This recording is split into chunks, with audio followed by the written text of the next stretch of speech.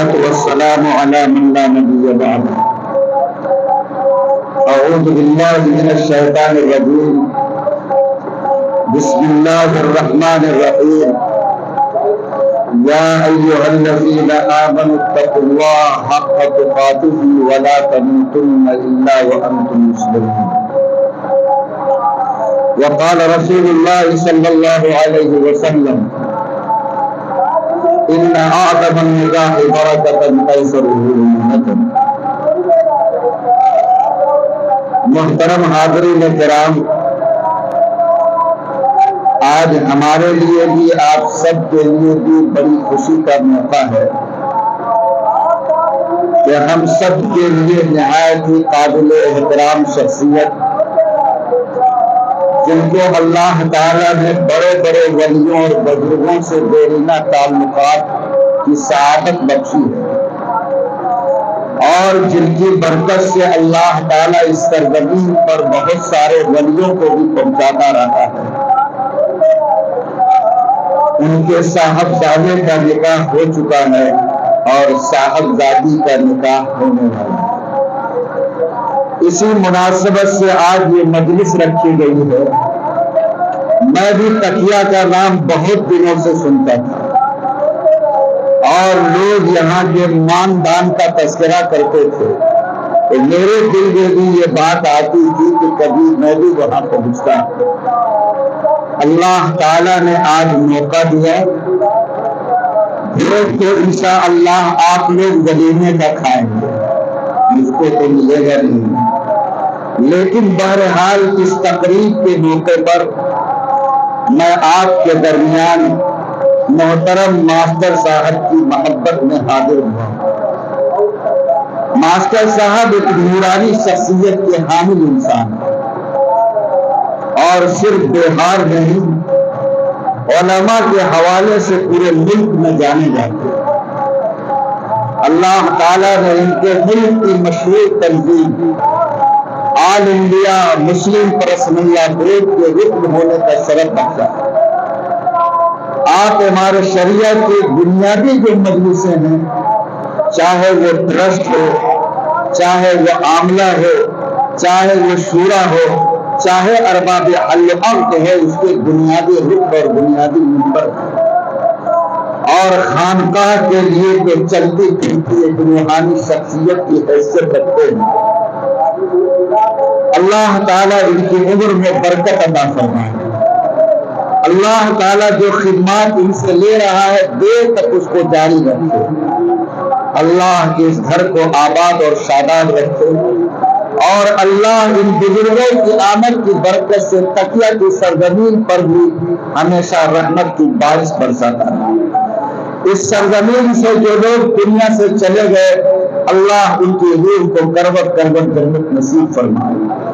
جو نوجوان اور ہمارے بھائی اس وقت زندگی کے ساتھ موجود ہیں، اللہ تعالیٰ ان کی حیات میں بے پناہ برکت عطا فرمائے.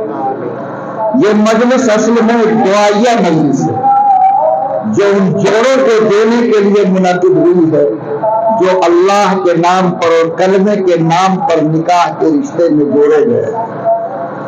آپ سب کے ہاتھ ان کے لیے بطور دعا کے اٹھیں گے اور انشاءاللہ ہم لوگ پیٹ کر ان کے لیے رب کریم سے دعائیں کریں. لیکن جب یہ دعائیہ مجلس منعقد ہوئی ہے تو حکم ہے کہ میں آپ کے درمیان آج کے نکاح کی تقریب کے تعلق سے کچھ باتیں آپ کے کانوں تک پہنچاؤں. لیکن میرے بھائیوں، تجربہ اس بات کی گواہی دیتا ہے کہ ہم لوگ سننے کے زیادہ عادی ہیں، عمل کے کم عادی ہیں. میں یہ چاہتا ہوں کہ زندگی کے اس اصول کو بدلا جائے. اللہ کے نام پر اس بات کی نیت کی جائے کہ یہ جو زندگی کی سانس چل رہی ہے اس کا کوئی ٹھکانہ نہیں، کب ٹوٹ جائے، کب خدا کا بلاوا آ جائے، کوئی بندہ نہیں جانتا. آپ سے میں کیا عرض کروں، ایسے ایسے واقعات ہم لوگوں کے سامنے آتے ہیں کہ کیا جوان کیا بوڑھا فرق کرنا مشکل ہے کہ کب اللہ تعالیٰ کس کو اپنے پاس بلا لیتا ہے. لوگوں کو زندگی کی سانسیں ملی ہوئی، ہمیں اس کی قدر کرنی چاہیے اور اس کا فیصلہ کرنا چاہیے کہ انہی سانسوں پہ رکھتے ہوئے ہمیں اللہ کو راضی کرنا ہے۔ کچھ ایسے اعمال ہمیں کرنی ہے جس سے میرا مولا مجھ سے خوش ہو جائے، اور جو شریعت اللہ نے مجھ کو دی ہے اس پر چل کر ہم دنیا میں بھی سرخرو ہوں اور آخرت میں بھی ہم کو سرخروئی نصیب ہو جائے۔ اس لیے میں آپ سب سے ایک وعدہ لینا چاہتا ہوں کہ اگر زبان میری ہے، بات اللہ اور رسول کی ہے، تو اللہ اور رسول کی محبت کے صدقے ہم اس بات کی نیت کریں کہ انشاءاللہ آج جس موضوع پر کچھ بات ہم دین کی سن رہے ہیں انشاءاللہ ہم اس پر عمل کریں گے۔ اگر آپ لوگ ہاتھ اٹھاتے تو میری ہمت بڑھ جاتی ہے۔ الحمدللہ، اللہ قبول فرمائے۔ میرے بھائیوں، یہ جو نکاح کا نام آپ سنتے ہیں یہ ایک مقدس رشتے کا نام ہے جو آدم سے شروع ہوا اور انشاءاللہ قیامت تک اس کا سلسلہ جاری رہے۔ نکاح کا جو طریقہ اللہ کے آخری پیغمبر نے ہم کو سمجھایا اور جو خطبہ نکاح آپ کی زبان سے صادر ہوا، آپ غور کریں، ان میں قرآن کی 3 ایسی آیتیں استعمال ہوئی ہیں جو تینوں اتقوا اللہ سے شروع ہوئی، یعنی اللہ سے ڈرو، اللہ سے ڈرو، اللہ سے ڈرو۔ میں نہیں جانتا کہ کسی خطبے کے موقع پر یا رسول اللہ صلی اللہ علیہ وسلم کی زبان سے کسی بھی موقع کی تقریر پر اتقوا اللہ جیسی تینوں آیات ایک ساتھ استعمال کی، لیکن معلوم نہیں اللہ کے پیغمبر کی نظر میں اس نکاح کے عمل کی کیا عظمت ہے کہ آپ نے تینوں آیتیں جو پڑھی یہ تینوں آیتیں اتقوا اللہ یعنی اللہ سے ڈرو، اللہ کا تقوی اختیار کرو۔ یہ جو تقوی کا لفظ ہم لوگ سنتے ہیں اور بار بار سنتے ہیں تو دل میں جستجو پیدا ہوتا ہے کہ تقوی کے معنی کیا ہے۔ حضرت عمر رضی اللہ تعالی عنہ سے ایک صحابی نے سوال کیا کہ حضور یہ تقوی کا جو لفظ ہے اس کا مفہوم اور معنی کیا ہے؟ حضرت عمر نے کہا کہ سنو، تم لوگ ایسے راستے سے گزرے ہو جس کے دونوں طرف کانٹے دار جھاڑی ہو۔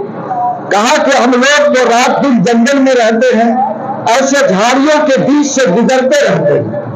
کہا کہ بتاؤ اگر دونوں طرف جھاڑی ایسی ہے جس میں کانٹے ہو اور بیچ میں کوئی پگڈنڈی ہو اور اس سے تم کو گزرنا پڑے تو کس طرح گزرو گے؟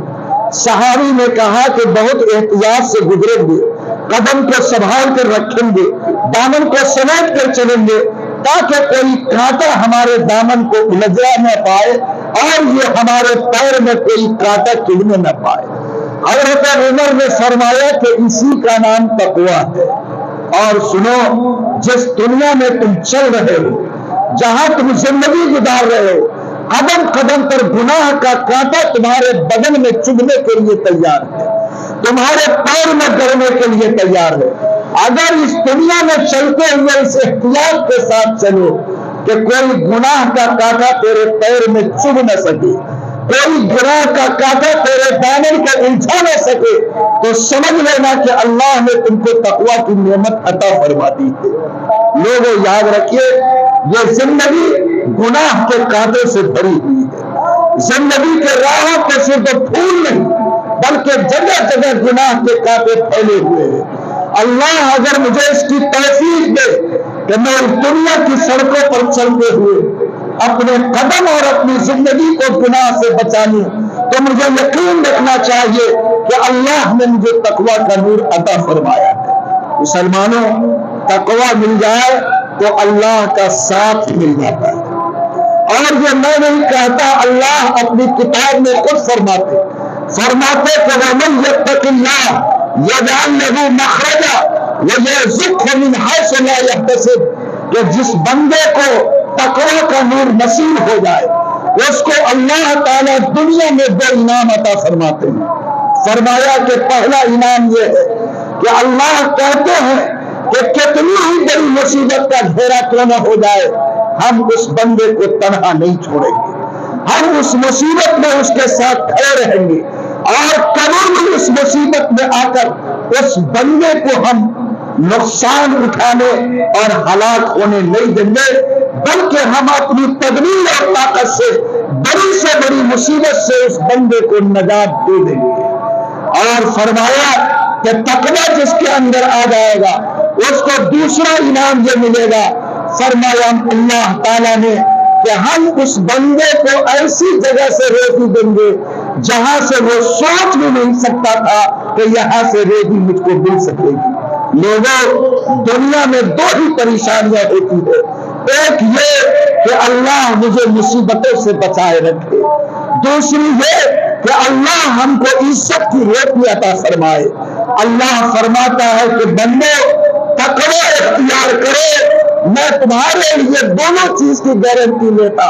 اگر تم تقوی کے نور کو اپنا لے گے، بدن اور قدم کو گناہ سے بچا لے گے، میں ضمانت دیتا ہوں کہ کسی مصیبت میں تم کو ہلاک ہونے نہیں دوں گا، اور گارنٹی دیتا ہوں اس بات کی کہ میں وہاں سے تم کو روزی دوں گا جہاں سے تم سوچ بھی نہیں سکتے کہ مجھ کو روزی مل سکتی ہے۔ لوگوں، آج ہم نکاح کے اس تقریب کی مجلس میں ہیں جس میں تینوں آیتیں تقوی کے طور پر استعمال ہوئی ہے۔ کیا اگر اللہ تعالیٰ نے مجھے ایمان کا نور دیا تو آج ہمیں نیت کرنی چاہیے کہ انشاءاللہ زندگی میں تقوی کے نور کو اپنے سینے میں داخل کریں گے اور دنیا کے ڈگر پر چلتے ہوئے اس طریقے سے قدم اٹھائیں گے، ایسی زندگی جیئیں گے کہ انشاءاللہ ہماری زندگی گناہ سے محفوظ رہے گی۔ اللہ ہم سب کو اس کی توفیق عطا فرمائے۔ لوگوں، اگر یہ تقوی اللہ کی نعمت ہے تو آئیے ذرا جھانک کر دیکھیں کہ نکاح کے عمل کے بارے میں اللہ نے، اللہ کے رسول نے کس طریقے کے تقوی کی ہم کو نصیحت فرمائی ہے۔ یہ جو نکاح کا عمل ہم لوگ کرتے ہیں، نکاح کے کام کو انجام دیتے، یاد رکھیے اس میں بھی اللہ فرماتے ہیں، رسول فرماتے ہیں کہ تم تقوی کا لحاظ رکھو، اللہ کے خوف کو دل میں داخل کرو، اور اس زمین پر نکاح کے کام کو کرتے ہوئے دنیا میں نظر کو نیچی نہیں بلکہ اللہ کی ذات اور جناب رسول اللہ کی سنت پر نظر رکھو۔ آج جو حالات اس ملک کے ہیں اور جو نکاح کے تعلق سے مسلمانوں کی بے راہ بنی ہے، خدا کی قسم اس سے دل دکھتا ہے۔ میں آپ کو یقین کے ساتھ یہ بات کہوں کہ اگر ایک طریقہ نکاح کو مسلمان درست کر لے اور نبی کی شریعت کے مطابق انجام دے تو آج لاکھوں دوسری بیٹیاں آپ کے گھر میں عزت کے ساتھ پناہ لینے کو مجبور ہوئی۔ آج آپ کا یہ عمل اللہ کے رسول کی مردہ سنت کو زندہ کرے گا، اور نبی نے فرمایا کہ میرے مرتے ہوئے سنت کو جو مسلمان زندہ کرے گا اللہ اس کو 100 شہیدوں کا ثواب عطا فرمائے گا۔ اس لیے آج جو بات میں نکاح کے تعلق سے کہنے جا رہا ہوں، آپ کی ذمہ داری ہے کہ سب سے پہلے اس تقوی کی نعمت کو دل میں داخل کرے، اللہ کے خوف کو جگہ دے، اور یہ کہا کہ اگر نکاح کے بارے میں نبی نے 3 مرتبہ تقوی کی تلقین کی ہے تو میں انشاءاللہ نکاح کے طریقے کے سلسلے میں تقوی کو اپنی زندگی میں اختیار کروں گا، اور جب جہاں بھی نکاح کا عمل ہوگا انشاءاللہ اس تقوی کا خیال میں زندگی میں ضرور رکھوں گا۔ نکاح میں تقوی کیا ہے؟ لوگوں، اسلامی نکاح وہ ہے جس کا تذکرہ ابھی امام صاحب اور مولانا نے آپ کے سامنے کیا کہ اسلام کے طریقے نکاح کی 3 بنیادی خصوصیات ہیں۔ نمبر 1، اسلام نے نکاح کو عبادت کا درجہ دیا ہے۔ نمبر 2، اسلام نے نکاح کو سب سے آسان عمل بنایا ہے۔ نمبر 3، اسلام میں وہ نکاح پسند ہے جو سماجی طور پر چرچے کے ساتھ کیا جائے، جس کو ارینج میرج کہتے ہیں، یعنی گارجین اور سماج کے مشورے سے جو نکاح ہو وہ نکاح اللہ کو بھی پسند ہے اور اللہ کے رسول کو بھی پسند ہے۔ یہ 3 بنیادی نکاح کی ایسی خصوصیات ہیں جو اللہ تعالیٰ نے اسلام میں دیا ہے، اور مذہب اسلام کے جو لوگ پابند ہیں اگر نکاح کے عمل میں ان 3 باتوں کو نگاہ میں رکھیں، خدا کی قسم وہ نکاح بابرکت بھی ہوگا وہ نکاح خدا کے یہاں مقبول بھی ہوگا، وہ نکاح تقوی والا نکاح ہوگا، وہ نکاح اللہ کے رسول کی روح کو خوش کرنے والا نکاح ہوگا۔ عبادت کا درجہ اسلام میں نکاح کو دیا گیا۔ کہاں سے پتا چلا؟ فرمایا کہ اجعلوا ھذا النکاح فی المساجد، فرمایا کہ مسلمانوں اگر تم اللہ کو مانتے ہو، اللہ کی رسول کی شریعت پر عمل کرنے کا جذبہ رکھتے ہو، تو نکاح کے عمل کو مسجد میں انجام دو۔ مسجد میں نماز پڑھی جاتی ہے، مسجد میں قرآن کی تلاوت کی جاتی ہے، مسجد میں عبادت کا کام انجام دیا جاتا۔ پیغمبر کی اگر یہ ہدایت ہے کہ نکاح کا عمل بھی مسجد میں ہوگا، تو دونوں اسلام میں نکاح کو عبادت کا درجہ دیا یا نہیں دیا؟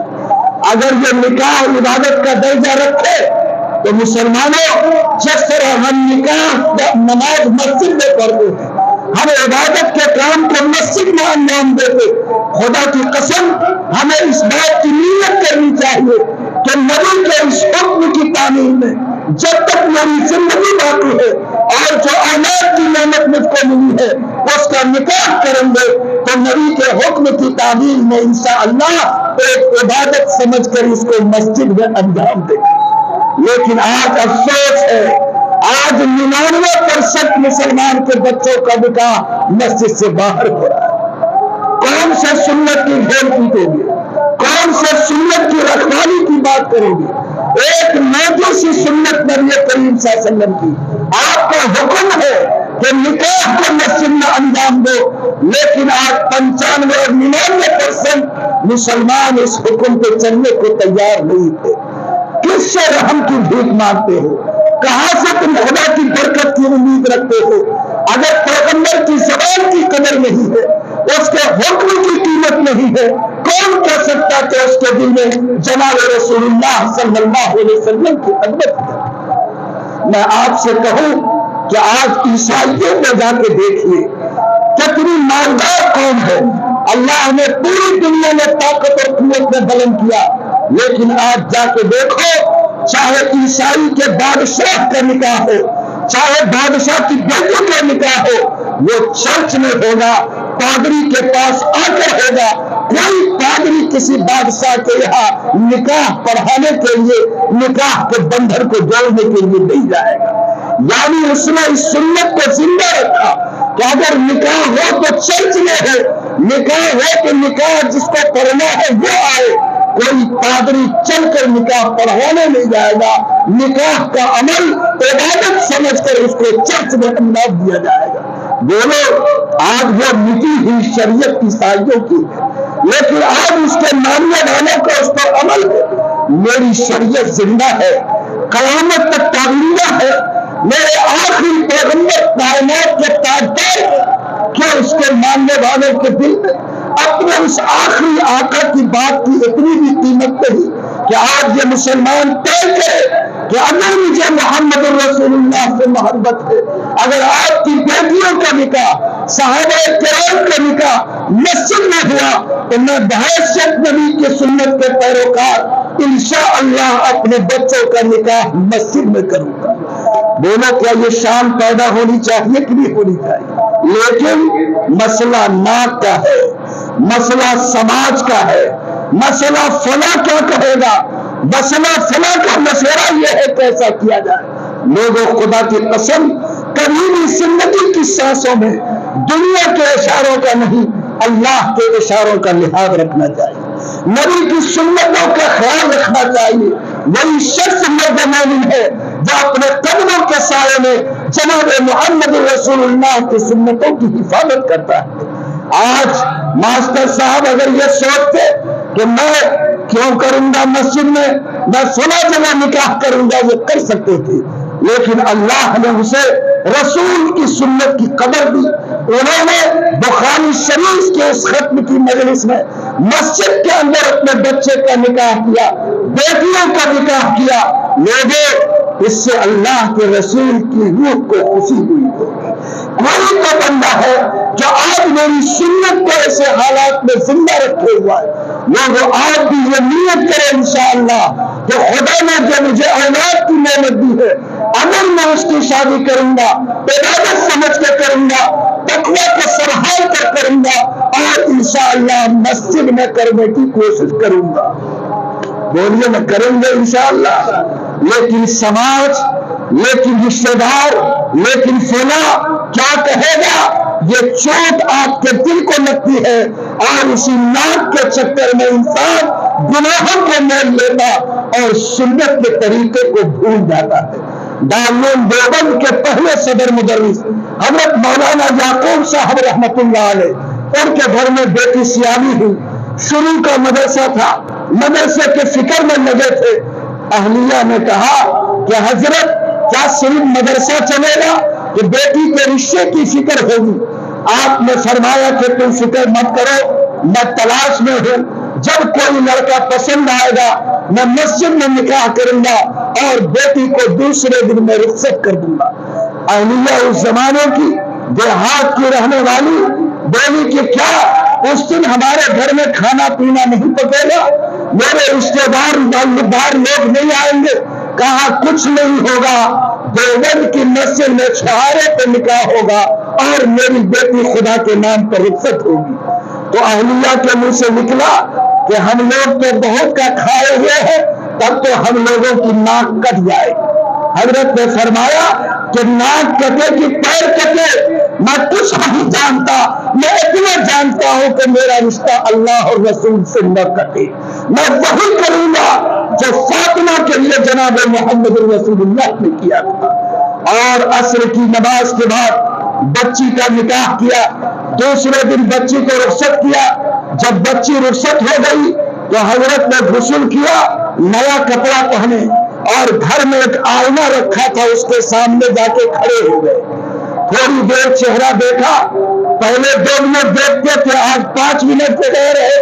تو اہلیہ کو ذرا سی چڑ ہوئی، کہا کہ کیا بات ہے کہ آج بڑا کپڑا پہن کے تھوڑی دیر نہیں، اتنی دیر سے آئینہ میں چہرہ دیکھ رہے، کوئی خاص بات ہے کیا؟ کہا کہ تم اپنا کام کرو، ہم کو ایک کام ہے جو کر رہے ہیں.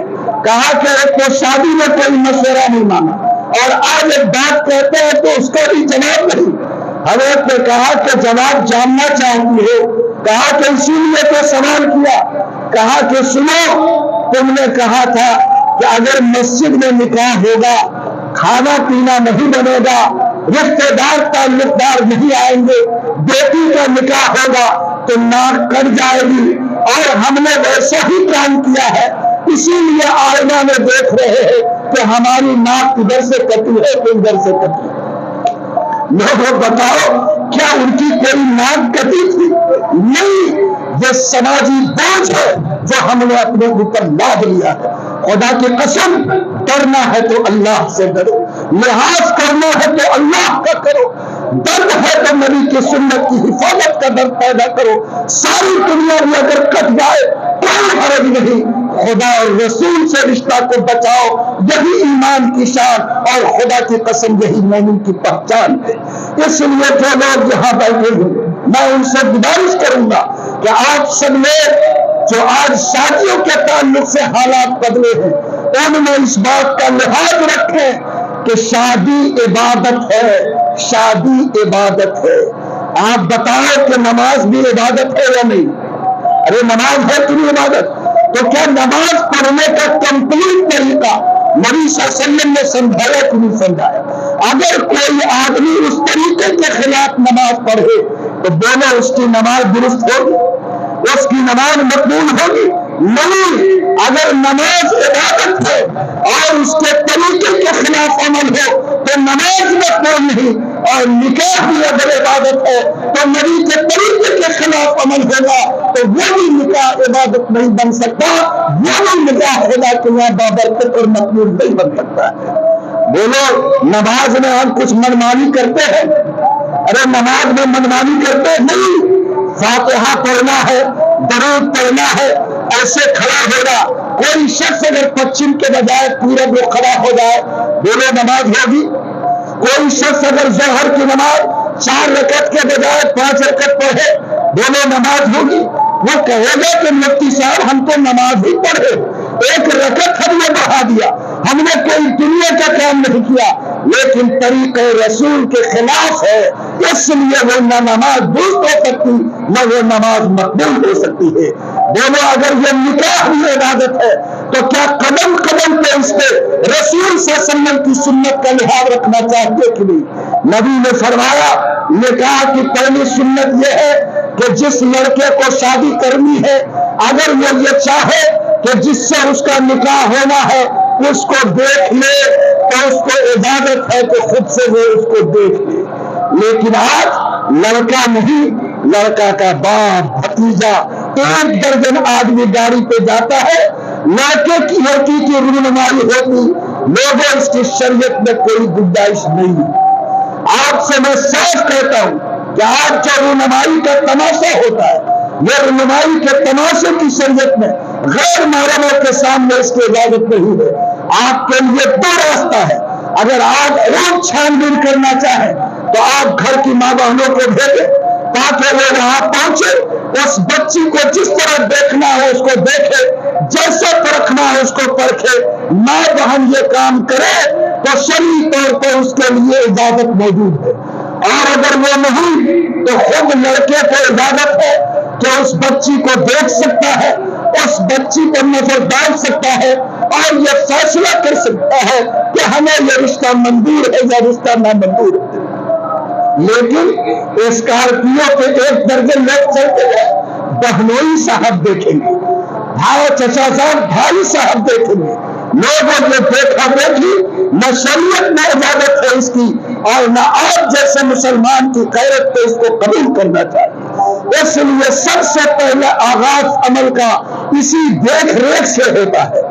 آپ کی ذمہ داری ہے کہ آپ طے کریں انشاءاللہ کہ شادی کے بارے میں اگر دیکھنے کی نوبت آئے گی تو غیر محرم لوگ نہیں، یا تو گھر کی خواتین دیکھیں گی یا صرف لڑکا دیکھے گا، اور اس طریقے سے اللہ کے رسول صلی اللہ علیہ وسلم کی ہدایت کا لحاظ رکھے گا۔ بات پکی ہو گئی، ماشاء اللہ اب شادی ہونی ہے، کام کہاں سے شروع ہوگا؟ تو اب جب شادی کی تاریخ قریب آتی ہے تو مہندی کے رسم ہوتے ہیں، اور نہ لڑکے کے بارے میں محرم غیر محرم کی تمیز، نہ لڑکی کے بارے میں تمیز، لڑکی کو سامنے بیٹھایا جاتا اور ایسے ایسے خرافات ہوتے کہ محرم اور غیر محرم کی کوئی تمیز نہیں ہوتی۔ کیا یہ جناب رسول اللہ صلی اللہ علیہ وسلم کے یہاں ایسی مہندی اور ایسے حکم کے کوئی رواج اور دستور تھا؟ لوگوں اگر اس طرح کے ہلدی وغیرہ کی کوئی بات تھی تو وہ اس لیے تھی کہ اس زمانے میں کوئی صابن نہیں ہوتا تھا، اور یہ اس طرح کی چیز کو ملا کے اگر بدن پہ لگایا جائے تو اس سے مال صاف ہوتے تھے، تو اس لیے اس کو لگایا جاتا تھا۔ لیکن پورا گاؤں مل کے لگا دے، بیٹی کو اور خاتون کو غیر محرم لگائے اور اس کو اڑیا کر کے سامنے بٹھا کر لگایا جائے، لوگوں جو ناجائز ہے، یہ حرام ہے، یہ آپ کے لیے اسلام میں کسی قیمت پر اس کی گنجائش نہیں ہے۔ اس لیے آپ اس بات کو سمجھیں کہ اگر نکاح کو عبادت سمجھتے ہیں تو اس انداز میں آپ کو نکاح کرنا چاہیے جو نکاح کا طریقہ جناب محمد رسول اللہ صلی اللہ علیہ وسلم سے آپ کو سنت اور وراثت کے طور پر عطا کی گئی ہے۔ کیا اگر ہم لوگ یہ مناسب سمجھتے ہیں تو بولو ہم لوگ اس رواج کو کم کرنے کی کوشش کریں گے کہ نہیں کریں گے؟ اور آج کل سالگرہ منایا جاتا، سال پورے ہوئے شادی کے تو ماشاء اللہ اس موقع پر بھی طرح طرح کی تقریب کا انعقاد ہوتا اور اس کو ضروری سمجھا جاتا۔ کیا حضرت فاطمہ کی برسی بنی تھی؟ کیا حضور کے کسی بیٹی کی برسی بنی؟ کیا صحابہ کرام کے کسی بیٹی کی برسی بنی؟ سنت کا جنازہ اٹھانے والے اللہ نے اگر غیرت دی ہے تو اپنے سماج میں ایسے رسموں کو کاٹو اور کہو کہ میں تو سنت کو زندہ کرنے کے لیے پیدا کیا گیا، میں سنت کا جنازہ اٹھانے کے لیے پیدا نہیں کیا گیا۔ آپ کے ضمیر کو اللہ جگائے، خبردار اگر نماز میں تم ایک سجدے کا اضافہ حرام سمجھتے ہو، ایک رکوع کا اضافہ حرام سمجھتے ہو، تو نکاح کے اندر بھی اپنی طرف سے کسی بھی رسم کو آپ کو حرام سمجھنا چاہیے۔ اور اس کو خلاف سنت سمجھنا چاہیے اور اس طریقے پر عمل کرنا چاہیے جو جناب محمد رسول اللہ صلی اللہ علیہ وسلم نے ہم کو عطا کیا. آج شرم آتی کہ آج حالات اتنے بدتر ہو گئے کہ آج بغیر ڈی جے کے مسلمانوں کے بچوں کا نکاح نہیں ہو رہا ہے. یہ ڈی جے کتنی بڑی لعنت کے طور پر ہے. آج آپ کے یہاں شاید جو بیماری نہیں ہو ورنہ 90% مسلم آبادیوں میں آج بھی یہ مرض زندہ ہے کہ ڈی جے کے بغیر اور اس طرح کے زیادتی کے بغیر آج بیٹوں کے نکاح نہیں ہو رہے. آپ بتاؤ ایمانداری کے ساتھ کہ اگر کوئی گھر آپ کی مسجد کے سامنے ڈی جے بجائے, آپ کے گاؤں میں ڈی جے بجائے, آج ہنگامہ ہو جاتا ہے, آج لاٹیاں نکل جاتی ہے, میرے چہرے کا رنگ بدل جاتا. لیکن جو مسلمان اتنے بے غیرت کہ آج گندے گانے بنوا کر اپنے 10 سال اور 12 سال کے بچوں سے ڈانس کرواتا ہے, اس کو نچنیا بناتا ہے اور ایک ایسی نسل تیار کرتا جو ناچنے والوں کی نسل ہے, بولو اس پر خدا کی لعنت ہوگی کہ نہیں ہوگی. اللہ کے قہر کی آگ برسے گی. اللہ نے کہے کہ تکیہ میں یہ رسم ہو, لیکن میں آج سے بھیک مانگتا ہوں کہ خدا نے خواستہ اگر کوئی مسلمان اپنے دولت کے جوش میں, اپنے بڑائی کے غرور میں اگر ایسی حرکت کرتا ہے تو آپ کو ایسے نکاحوں کا بائیکاٹ کرنا چاہیے جس میں ایسی سنت کے خلاف حرکتیں کی جائے جس کا کسی قیمت پر رشتہ جناب محمد رسول اللہ کے طریقے نکاح سے نہیں ملتا ہے. اللہ آپ کو یہ ہمت عطا فرمائے, اللہ آپ کو یہ جرأت دے. مسلمانوں, اگر نکاح عبادت ہے تو بولو نکاح کے موقع پر رسول کی سنت کی رعایت ہونی چاہیے کہ نہیں ہونی چاہیے. لیکن آج جب نکاح کا دن آتا ہے تو 7 دن پہلے اللہ رسول سے کہہ دیا جاتا ہے کہ آپ لوگ 15 دن کے لیے ہمارے گھر سے چلے جائیں. اس موقع پر نوکر کو بھی دعوت دی جاتی, پرانے رشتے دار کو بھی دعوت دی جاتی, جو ملازم چھوڑ کے چلا گیا اس کو بھی بلایا جاتا, لیکن اللہ اور رسول کو گھر سے نکال دیا جاتا, اس لیے کہ جانتا ہے کہ یہاں گیت گایا جائے گا, جانتا ہے کہ یہ مہدی کی غلط رسم ہوگی, جانتا ہے کہ وہ طریقہ اختیار کیا جائے گا جس کا رشتہ نہ فاطمہ کے نکاح سے ملتا ہے نہ حضرت خدیجہ اور عائشہ کے نکاح سے ملتا ہے. بولو تم اللہ کو دل میں بسانے والے, اللہ کے نور کو گھر میں اتارنے والے, کیا نکاح کے موقع پر رسول اور خدا کو گھر سے نکال دو یہ ہمارے لیے قابل افسوس بات ہے یا نہیں؟ لوگوں, اللہ سے کہو کہ آپ میرے گھر میں جلوہ گر ہوں گے, آپ کی سنتوں کی روشنی میں نکاح ہوگا اور کسی قیمت پر انشاءاللہ ہم اپنے گھر میں نکاح کے درمیان سنتوں کے چراغ کو بجھنے نہیں دیں گے. بولیے کیا انشاءاللہ عبادت سمجھ کر نکاح کو مسجد میں انجام دیں گے اور ایک ایک قدم پر بولو نبی کی ہدایت کا لحاظ رکھیں گے کہ نہیں رکھیں گے؟ رکھیں گے انشاءاللہ. ذرا ہاتھ اٹھائیے نا, تھوڑی میری ہمت بڑھے الحمدللہ. فرمایا کہ دوسرا عمل یہ ہے کہ اسلام نے نکاح کو آسان بنایا, نکاح کو آسان بنایا, اور آج مسلمانوں نے نکاح کو اتنا مشکل بنا دیا کہ آج جب نکاح آسان تھا تو زنا مشکل تھا, لیکن جب نکاح مشکل ہوا تو آج زناکاری آسان ہو گئی ہے. اور حالات اتنے بدتر ہو گئے کہ دیکھ کر انسان کے آنکھ میں آنسو آتے. میں آپ سے کیا عرض کروں, آج بغیر باہر کے ڈیکوریشن کے آج مسلمانوں کے بیٹوں کا نکاح نہیں ہوتا. ابھی حیدرآباد میں ایک شادی مسلمان نے کی جس میں 16 کروڑ روپیہ اس نے اپنے بیٹے کے نکاح پہ خرچ کیا. لوگوں, آج کتنے مسلمان ہوئے ہیں کہ بغیر چھتر کے سہ ہوتے, کتنے ایمان والوں کے بچے وہ ہیں جو روٹی کے بغیر تنتے ہوئے. آج تم کو خدا نے دولت کی کنجی دی, اس کو امتحان سمجھو, غرور میں آ کر, گھمنڈ میں آ کر اللہ کی طاقت کو چیلنج مت کرو. اللہ دینا جانتا ہے تو اللہ چابی چھیننا بھی جانتا ہے.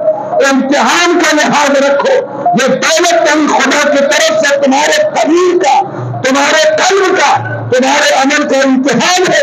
اگر تم اللہ کو ٹھوکر دو گے, رسول کی سنت کو روک دو گے, خدا تعالیٰ کی قہر کی آگ برسی تو خدا کی قسم زمین پر تم کو عزت کی چٹائی بھی نصیب نہیں ہوگی. آج اتنا مشکل کر دیا گیا, بغیر ڈیکوریشن کے, بغیر بڑے بڑے بھوج کے, بغیر ایسے حالات کے جس کی بنیاد پر نکاح مشکل سے مشکل عمل بنا. میں آپ سے گزارش کرتا ہوں کہ آج ہندوستان میں آپ نے جب نکاح کو مشکل بنایا, غریب کی بیٹیاں بستر پہ تڑپ رہی ہے, آج بیوہ کی بیٹیاں بستر پہ رو رہی ہے. ادارہ شریعہ کے سروے کے مطابق نکاح کے مشکل ہونے کی وجہ سے 2 سال کے اندر مسلمانوں کی 8 لاکھ لڑکیاں اپنا مذہب بیچ کر دوسروں کے ساتھ بھاگ چکی تھی. کون ہے جو اس کا جواب دے گا؟ کون ہے جو خدا کی عدالت میں اس کا حساب دے گا؟ نہ میری نماز کام آئے گی, نہ میرا روزہ کام آئے گا, نہ میری زکات کام آئے گی, نہ میرا چلہ کام آئے گا. اگر ایک بیٹی بھی نکاح کو مشکل ہونے کی وجہ سے سماج سے بھاگتی ہے, ایمان بیچتی ہے, اپنے آپ کو گناہ میں ڈباتی ہے, خدا کی قسم اللہ کی نزدیک پورے سماج کو جواب دہ ہونا پڑے گا. میں شوہر میں کھوتا اور جگہ وہاں تقریر کر رہا تھا. تقریر کے بعد ایک 65 سال کا انسان میرا ہاتھ پکڑ کے رونے لگا. میں نے پوچھا کہ چچا کیا ہوا؟ کہا کہ مفتی صاحب آپ تلک جہیز پہ تقریر کر رہے تھے اور مجھے میری بیٹی کا خیال آ رہا تھا.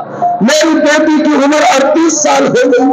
میں خاندان کا بھی اچھا ہوں, میری بیٹی شکل صورت کی بھی اچھی ہے, لیکن میری مجبوری یہ ہے کہ میرے پاس موت کی گڈی نہیں کہ میں آج کے بکنے والے جوانوں کو خرید کر اپنے بیٹی کا ہاتھ پیلا کر سکوں. مفتی صاحب جب رات کو میں گھر جاتا ہوں اور بیٹی کے رونے کی آواز میرے کان میں آتی ہے, میرا دل کام نہیں کرتا, جی چاہتا ہے کہ زمین پھٹ جاتی, میں اس میں سما جاتا اور بیٹیوں کی سسکیوں کا سننا مجھ کو نصیب نہیں ہوتا. میں نے کہا کہ چچا آج لاکھوں غریب کی بیٹیاں ہوئی ہیں جو آج ماں اور باپ کی چوکھٹ پہ آنسو بہا, لیکن یہ ظالم و لٹیرا سماج بغیر نیب کی گدی کے, بغیر مطالبے کے جہیز کے آج اس بیٹی کا ہاتھ پکڑنے کے لیے تیار نہیں ہے. بیٹیاں پھانسی پہ لٹک رہی ہے, بیٹیاں آگ میں جل کے اپنی جان دے رہی ہے. تمہاری بیٹیاں نرمدا ندی میں کود کر اپنے ایمان کو تباہ اور برباد اور اپنی زندگی کو ہمیشہ کے لیے ہلاک کر رہی ہے.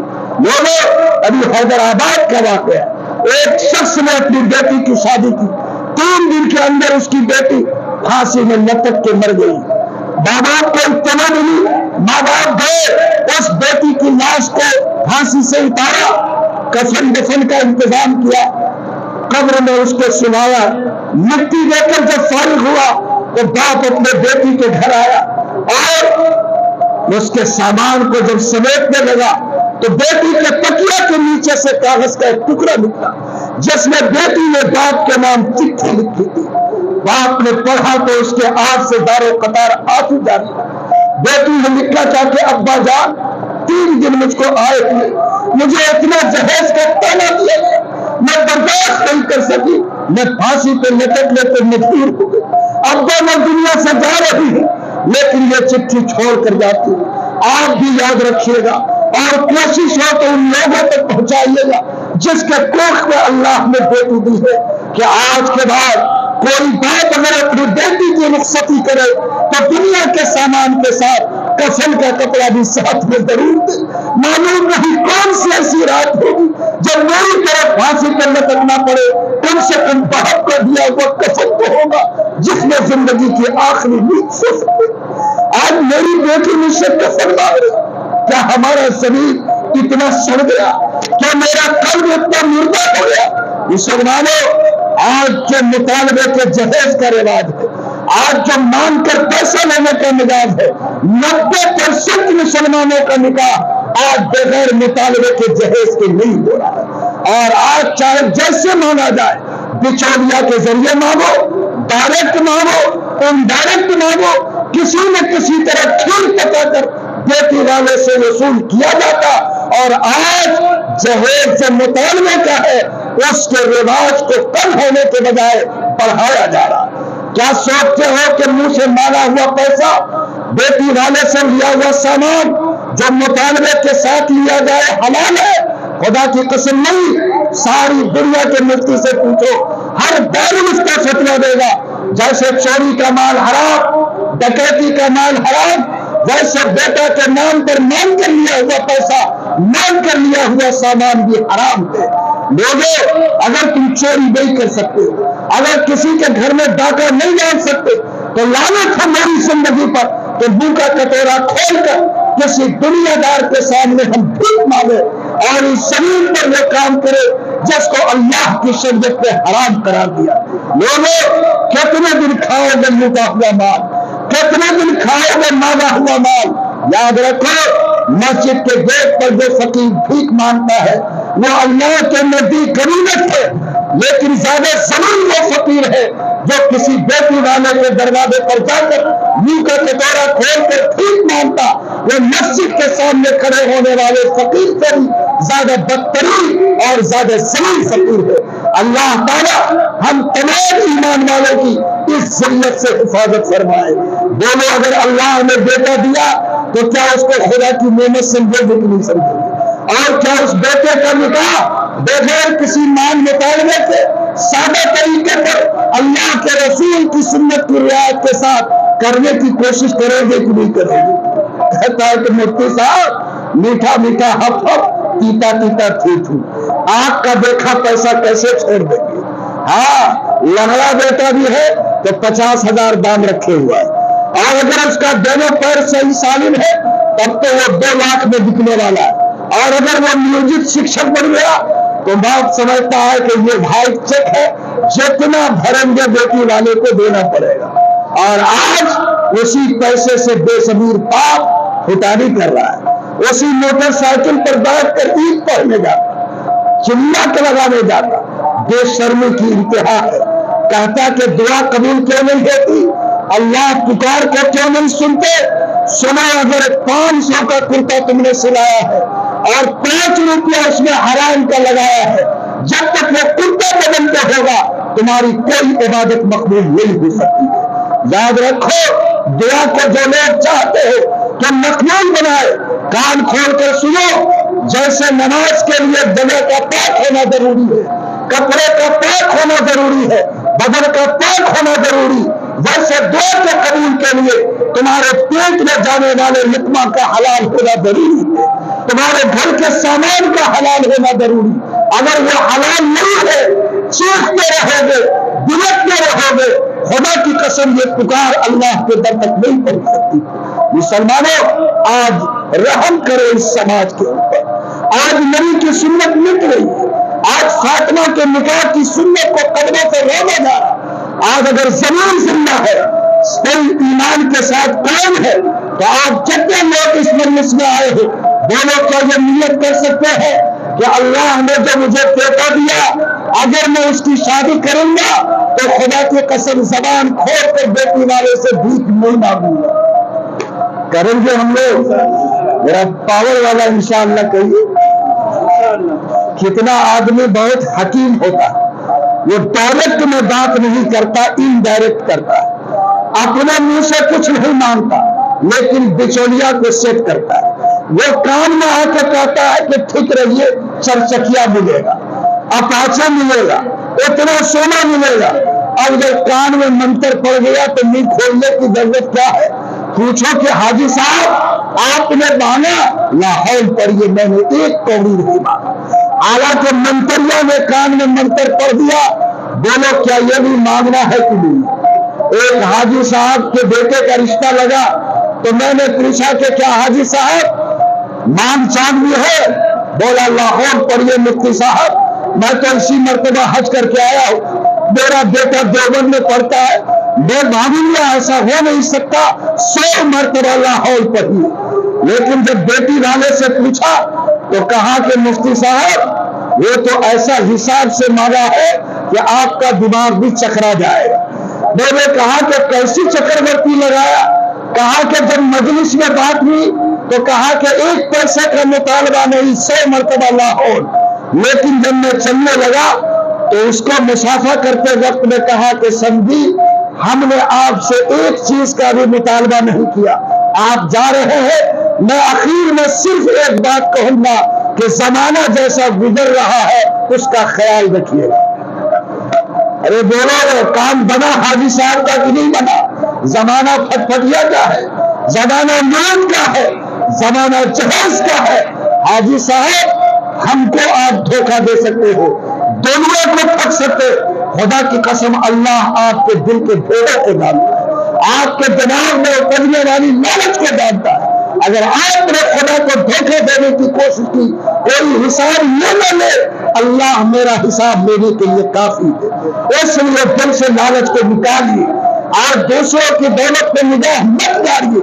کہیے کہ مولا میرے بیٹے کو تم نے ماں کے پیٹ میں پالا، 9 مہینے تک جو خدا آپ کے بیٹے کو ماں کے پیٹ میں روزی دے سکتا، جو پیدا ہونے سے پہلے آپ کی بیوی کے سینے میں اس کے لیے دودھ کا انتظام کر سکتا، کیا وہ اللہ جوانی میں آپ کے بیٹے کو عزت کی روٹی نہیں دے سکتا؟ لوگوں یقین کو مضبوط کرو، وہ اللہ پر بھروسہ کر کے نکاح کرو، اللہ اتنا دے گا جتنا تم مان کرو لوٹ کر لینے کا تصور نہیں کر سکتے۔ بولو کیا خدا مجھے ہمت دے تو کیا اس لعنت کو سماج سے مٹانے اور اس لعنت کو سماج سے دور کرنے کی کوشش کرو گے نہیں کرو گے؟ اور سنو، جو مسلمان لے گا 2 نسل کے اندر اس کو چکرورتی حساب یہ چکانا پڑے گا۔ چکرورتی سمجھتے ہیں سود در سود حساب اللہ اس سے لے گا۔ میرا نکاح ہو رہا تھا تو مولوی کا نکاح تو قل هو اللہ الحمدللہ پہ ہوتا ہے، ہو گیا نکاح۔ میرا ایک چچا داد سارو، اس نے کہا کہ بغیر پھٹپھٹیا کے ہم نکاح نہیں کریں۔ اس زمانے میں راجدوت کا رواج تھا، زمین بیچ کر اس بیٹی والے نے 28,000 میں اس کو موٹر سائیکل خرید کے دیا، تب اس نے نکاح کیا، نکاح ہو گیا۔ اب جب ولادت کا نمبر آیا تو مولوی کا مسئلہ اللہ نے مفت میں حل کر دیا اور ان کا گیئر پہلے ہی پھنسا، بچہ ICU میں گیا، سلی گوری ریفر ہوا، پہلے کیس میں 65,000 روپے نقدی چکا دینا پڑا۔ لوگوں یہ چکرورتی حساب ہے، میں لکھنا دیتا ہوں آپ کو، کوئی لے کے دیکھو۔ اگر 3 نسل کے اندر اس سے قبل آپ کو چکتی نہیں کرنا پڑا، آپ مجھے پکڑنا اور آپ کہنا کہ آپ نے مجھے حساب غلط بتایا تھا۔ لوگوں میں آپ کو خدا کا واسطہ دیتا ہوں، اللہ کا حوالہ دیتا ہوں، جو اولاد آپ نے پیدا کی ہے اس کے نام پر پیسہ لے کر اس کو غلام مت بنائیے، اس کو جانور کی طرح فروخت مت کریے۔ وہ عزت دار ذات کا بیٹا ہے، اس کو آزاد زندگی گزارنے کا موقع دیجیے اور کہیے کہ میں انشاءاللہ اپنے بیٹے کو غلام بنا کر روٹے کی زنجیر میں قید کر کے میں اس کی زندگی کو نیلام نہیں کروں گا۔ اگر آپ نے یہ کیا تو بولو سماج سے یہ لعنت دور ہوگی کہ نہیں ہوگی؟ اور انشاءاللہ جہیز کے رواج کے اوپر اللہ تعالیٰ پابندی لگائے گا۔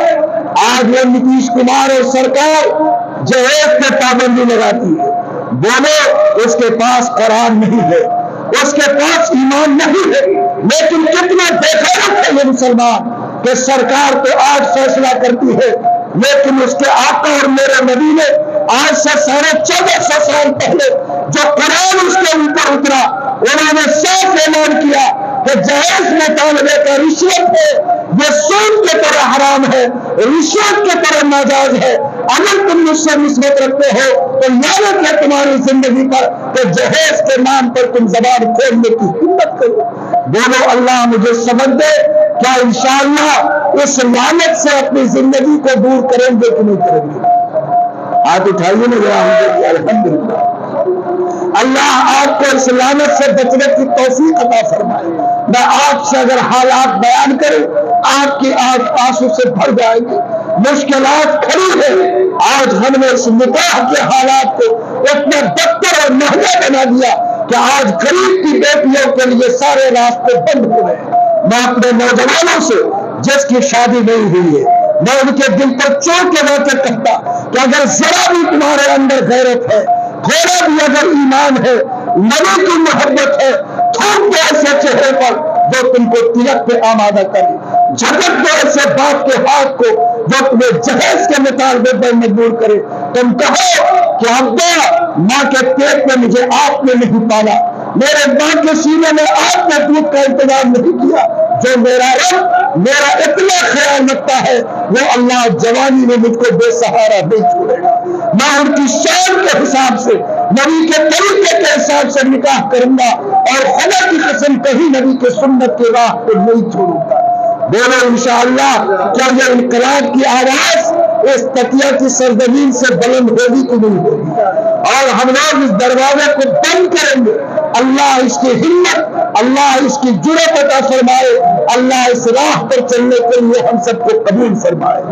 اور میں نے آپ سے کہا کہ نکاح میں لڑکے کو ملنا چاہیے تو لڑکی کو ملنا چاہیے۔ آج سعودی عرب میں لڑکی کا نکاح کرنا چاہو تو لڑکی کو ملتا ہے۔ سب سے پہلے 3 شرط پوری کرنی پڑتی ہے۔ لڑکا کی ذمہ داری ہے کہ لڑکی کو مہر کا پیسہ دے، لڑکی کے لیے گھر کا انتظام کرے، لڑکی کے لیے گاڑی اور نوکر لکھ کے دے، تب جا کر کوئی بیٹی والا کسی بیٹا سے نکاح کرے گا۔ اور یہاں الٹی گنگا بہتی ہے، بیٹا والے کو سب کچھ ملے، بیٹی کو ملے کہ نہیں ملے۔ آج جو مہر کی رقم باندھی جاتی ہے سارا 99% مسلمان لکھاتا دین مہر، یعنی یہ ادھار ہے، نقدی نہیں ہے۔ بے شرم بے غیرت اپنا مہر تو پہلے لے لیا 2.5 لاکھ 3 لاکھ اور بیٹی کے مہر کو ادھار لکھاتے۔ کیا تمہاری غیرت تمہیں سمجھاتی نہیں کہ یہ مہر ایک قرض ہے؟ اگر کوئی مسلمان مہر ادا نہیں کیا، اس نے جائیداد چھوڑی، تو جیسے بیٹے بیٹی کے درمیان تقسیم، ویسے مہر کا پیسہ اس کے جائیداد سے قرض سمجھ کر اس کے وراثت سے پہلے نکال کر بیوی کو دیا جائے گا۔ اور اگر کچھ نہیں چھوڑا بغیر ادا کیے ہوئے وہ مر گیا تو قیامت کے دن جب اٹھے گا تو اس کی پیشانی پر زناکار لکھا ہوا ہوگا، زناکار لکھا ہوا ہوگا۔ بولو آج کتنے مسلمان ادا کرتے ہیں مہر؟ کہتا ہے کہ بیوی لیتی ہی نہیں، دینے کا ڈھنگ نہیں ہے تو لیتی کیوں نہیں؟ کس بیوی کو زیور پسند نہیں ہے؟ آج جتنے مہر ہے زیور بنا کے دو، گلے میں ڈالو، بولو قبول کرے گی کہ نہیں کرے گی؟ اتنی زمین لکھ کے دو، بولو خوشی سے قبول کرے گی کہ نہیں کرے گی؟ بینک میں اتنا پیسہ اس کے نام سے جمع کرواؤ، بولو خوش ہوگی کہ نہیں ہوگی؟ دینے کی نیت نہیں، کہتا ہے کہ لینے کو تیار نہیں۔ یاد رکھو اگر قیامت کے دن اپنی پیشانی پر زناکار نہیں لکھوانا ہے، اگر اپنی بیوی کے مہر کو ادا کر کے جانا ہے، طے کرو کہ اتنا مہر رکھیں گے کہ ہمارا بیٹا اس کو ادا کرنے کے قابل ہو سکے۔ کہتا ہے کہ مفتی صاحب ایسا بھاری پتھر رکھیے کہ لڑکا ہل نہیں سکے، یعنی 10 لاکھ کا بوجھا دیجیے۔ بے زمین خدا ہلانا چاہے گا تو 25 میں بھی ہلے گا، وہاں ہلانا چاہے گا تو 1500 میں بھی انشاءاللہ وہ نہیں دے گا۔ پیار تو اللہ دلوں میں دیتا ہے، رشتے کو جوڑتا تو خدا ہے، اس کو مضبوط کرتا وہ اللہ جو ٹوٹی ہوئی ہڈیوں کو جوڑنا جانتا ہے۔ کسی انسان کے بس میں رشتے کو نبھانا نہیں، انسان کے بس میں رشتوں کو جوڑ کے چلنا نہیں، وہ اللہ کے صدقے میں اس رشتے کو جوڑ کر زندگی میں چلتا ہے۔ بولو اگر ہم مومن ہیں، اللہ نے مجھے ایمان دیا تو مہر کے معاملے میں اتنا مہر رکھو جو تم ادا کر سکو، اور نظام بناؤ کہ انشاءاللہ اس کو ادھار نہیں رکھیں گے بلکہ نکاح کے وقت میں اس کو ادا کرنے کی کوشش کریں گے انشاءاللہ۔ اگر اللہ تعالیٰ آپ کو یہ توفیق دے اس مزاج کو بنائے۔ نبی نے نقدی مہر دیا، نبی کے دامادوں نے نقدی مہر دیا، صحابہ کرام نے مہر دیا۔ ہم نے مسلمان ہیں، اللہ میرے ایمان کو جگائے، بولو انشاءاللہ نقدی مہر کے رواج کو قائم کریں گے کہ نہیں کریں گے؟ اور باراتی جائیں گے کہ نہیں؟ ماشاءاللہ بچلی سیٹ پر حاجی صاحب، نمازی صاحب، جماعتی صاحب، اب مفتی صاحب تو اگلی سیٹ پہ بیٹھ کے جائیں۔ بولو یہ بارات کہاں سے آئی؟ کیا نبی کے یہاں کوئی سنت ہے؟ میں آپ کے دینی مجلس میں پہنچا، 1.25 لاکھ پیغمبر کی شادی ہوئی، 1.25 لاکھ صحابہ نے شادی کیا، کسی ایک کی شادی میں باراتی کا ثبوت دے دو، میں اپنی گردن تمہارے سامنے جھکا دوں گا۔ جب 1.25 لاکھ پیغمبر کے یہاں باراتی نہیں، 1.25 لاکھ صحابہ کے یہاں باراتی نہیں، تو یہ مسلمان یہ باراتی کی سنت کہاں سے گیا؟ جماعتی صاحب، مفتی صاحب، حاجی صاحب، مرید صاحب، میں آپ سب کے دل پہ چوٹ لگاتا کہ آپ طے کرو انشاءاللہ کہ اس باراتی کے رسم کو بھی ختم کرنے پر ہم توجہ دیں گے۔ لوگوں یاد رکھو، یہ باراتی بھی ظلم ہے، یہ باراتی کا مزاج بھی شریعت کے راستے سے الگ ہے۔ آپ کبھی باراتی گئے ہیں؟ ارے گئے ہیں۔ باراتی میں دعوت کھانے کس کے یہاں جاتے ہیں؟ بیٹی والے کے یہاں کہ بیٹا والے کے یہاں؟ ارے کس کے یہاں جاتے ہیں؟ اور دعوت کون دیتا ہے؟ ارے باراتی کی دعوت کون دیتا ہے؟ بیٹا والا کہ بیٹی والا؟ اور کھاتے کس کے یہاں جاتے؟ مال کسی کا، کمال کسی کا، ماشاء اللہ سبحان اللہ۔ یاد رکھو، نبی نے فرمایا کہ بغیر دعوت کے کوئی مسلمان کسی کی آنکھ کھاتا ہے تو وہ چور بن کے جاتا ہے اور ڈاکو بن کے واپس آتا ہے۔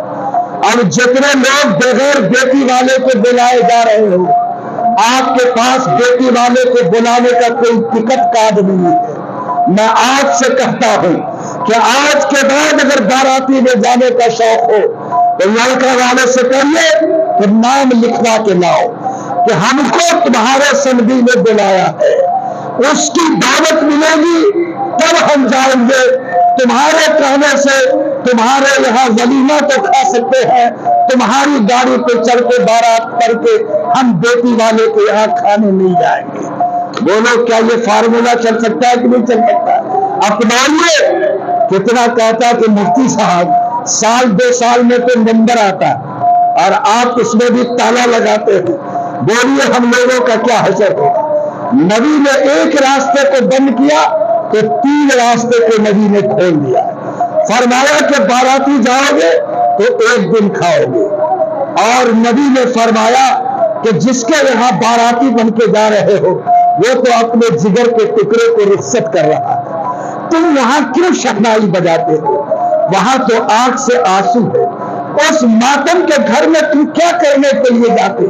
اگر تمہیں دعوت کھانی ہے تو اس گھر میں کھاؤ جس میں بہو آئی ہے، جس کا نام نبی نے ولیمہ رکھا، اور فرمایا کہ سنو، اگر 3 دن تک شادی کرنے والا مسلمان سارے سماج کو ولیمہ کھلاتا رہے تو کھانا بھی سنت ہے اور کھلانا بھی سنت ہے۔ بولو اور اتنا سنو، اگر سماج کہہ کے بھی دعوت لے، ارے بیٹا کی شادی کیا کھلاؤ، بھوج دو، تب بھی یہ بھوج لینا درست ہے، چاہے کہہ کے لینا پڑے۔ اس لیے کہ اللہ کے نبی نے حضرت عبد الرحمن بن عوف کو دیکھا کہ ذرا چٹک مٹک والا کپڑا اچھا پہنے ہوا ہے جو شادی بیاہ کے موقع پر لوگ پہنتا ہے، کہا کہ عبد الرحمن لگتا ہے کہ نکاح کیا ہے، کہا رات ہی شادی ہوئی ہے۔ کہا کہ عبد الرحمن شادی تم نے کی ہے لیکن اولین یلو بے شاد، ارے ایک آدھ بکری ذبح ادھر کر کے ساتھیوں کو کھلاؤ۔ یہ اللہ کے نبی نے ان کو تلقین کی۔ اگر سماج بھی تلقین کرے کہ کھلاؤ بیٹے کی شادی ہوئی ہے تو کہہ کے بھی بھوج لے سکتے ہیں، وہ بھوج نہیں ہوگا، ولیمہ ہوگا، وہ جناب رسول اللہ کی سنت ہوگی۔ اور 1 دن نہیں 3 دن تک بھی کھاتے رہو گے، کھلانے والا کھلاتا رہے گا، کھلانا بھی سنت ہوگا، خدا کی قسم کھانا بھی سنت ہوگا۔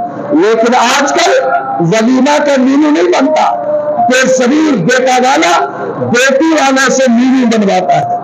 ابھی پھلواری شریف میں بہار شریف کے ایک سمدھی صاحب گئے، بیٹا کا رشتہ ان کا طے ہوا تھا، ان کو بارات لے کے جانا تھا، تو 2 دن پہلے گئے کہ باراتی کو کیا کھلایا جائے گا اس کا مینو اس کو بتا دیں۔ چنانچہ باراتی کا جتنا آئٹم ہو سکتا تھا سب اس بیٹی والے کو لکھایا اور کہا کہ سمدھی گاڑی کا وقت ہو گیا، میں جا رہا ہوں۔ سمدھی سلام مسافہ کر کے رخصت کیا، وہ چلا گیا پٹنہ اسٹیشن ٹرین پکڑنے، لیکن 2 گھنٹہ کے بعد دیکھا کہ بیگ میں تو خود حاضر ہے۔ اب بیٹی والے کا دل چھوٹا ہوتا، وہ کھنسا ہوا کہ معلوم نہیں کوئی بات بگڑ تو نہیں گئی۔ बैठाया, चाय पिलाया, कहा कि समझी ट्रेन छूट गई, कहा कि ट्रेन छूटी नहीं, ट्रेन छोड़ कर आए। बोला कि क्या हुआ? कहा कि वो जो मीनू लिखाया था उसमें एक आइटम लिखाना भूल गए थे, वही लिखाने आए। समझी ने पूछा कि कौन सा आइटम? कहा कि आइसक्रीम लिखाना भूल गए थे, वही आइसक्रीम लिखाने आए हैं। दोनों खुदा का अजाब जमीन पर आएगा कि नहीं आएगा? क्या बेटी वाले को तुमने अपना मजबूत समझा? आज जो लोग बेटी वालों के साथ ज्यादती करते, हमने देखा है बाराती की बात कैसे तय होती। समझी पूछता है कि कितने लोग आइएगा? बोलता है कि कम से कम 150 आएंगे। बोला कि जरा कम कीजिए, समझी को इज्जत होगी लोगों की, हम भी आसानी से कदर कर सकेंगे। बोलता है खानदान बहुत बड़ा है, रिश्तेदार ताल्लुकदार बहुत है, कितना ही कम लगा तो 100 से कम नहीं होगा। और जाते जाते लटक के 125 होता कि नहीं होता? अरे बोला होता कि नहीं होता? क्या बोला उसकी इजाजत है? आज जितनी इजाजत ली जाती है वो कंप्लीट नहीं है। इसलिए ऐसी दावत मशकूक है जिसको अपना ईमान बचाना है, जिसको तकवा की हिफाजत करनी है। मैं उनसे गुजारिश करूंगा कि एक तो बाराती से बचिए। अगर आपकी कोई मजबूरी है तो कहिए कि बेटा वाला कंप्लीट बेटी वाला आपको दावत दे, आप जाइए, आप खाइए, लेकिन खुदा की कसम ऐसा शक वाला खाकर अपने ईमान को बर्बाद मत कीजिए। इसलिए कि शक का खाना भी हराम के खाने में दाखिल है। शक के खाने से भी बचने की हिदायत की गई है। अल्लाह ताला मेरे ईमान की हिफाजत फरमाए। दोनों बाराती में जाने से हम लोग कुछ लिहाज करेंगे कि नहीं करेंगे? करेंगे इंशाअल्लाह। और अगर जाने ही का शौक मारे दोस्त तो उस तरीके से जाइए जिस तरीके से आपका खाना हलाल, आपका जाना हलाल, आपका वहां तक पहुंचना हलाल हो। दोनों इंशाअल्लाह इस तरीके के पाबंद बनेंगे कि नहीं बनेंगे? अल्लाह ताला हम सबको इसकी तौफीक अता फरमाए। और आज बारातियों के आने के साथ, लड़कों के आने के साथ जिस किस्म के रिवाज होते हैं लोगों उस मुकाबले लागत है। घर में लड़के को ले जाया गया, उसके साथ गैर महरम औरतों के जो सलूक होते हैं इंसान शर्मिंदा हो जाता। वो तो शौहर किसी एक और बीवी का है। क्या सारे मोहल्ले की औरतें अपना चेहरा खोलकर अपनी रुनमाई करा रही? उनके साथ वो सलूक बच्चियां करती है जो देखकर कभी भी इस्लाम उसकी इबादत नहीं दे सकता। लोगों ऐसे रस्म पे कैसे चलाओ? आप तय करो कि मोहम्मद रसूलुल्लाह की बेटी का निकाह कैसे हुआ, आपने निकाह की कैसे तालीम दी। बोलो इंशाअल्लाह घर के इन खुराफात को भी हम कम करेंगे कि नहीं करेंगे?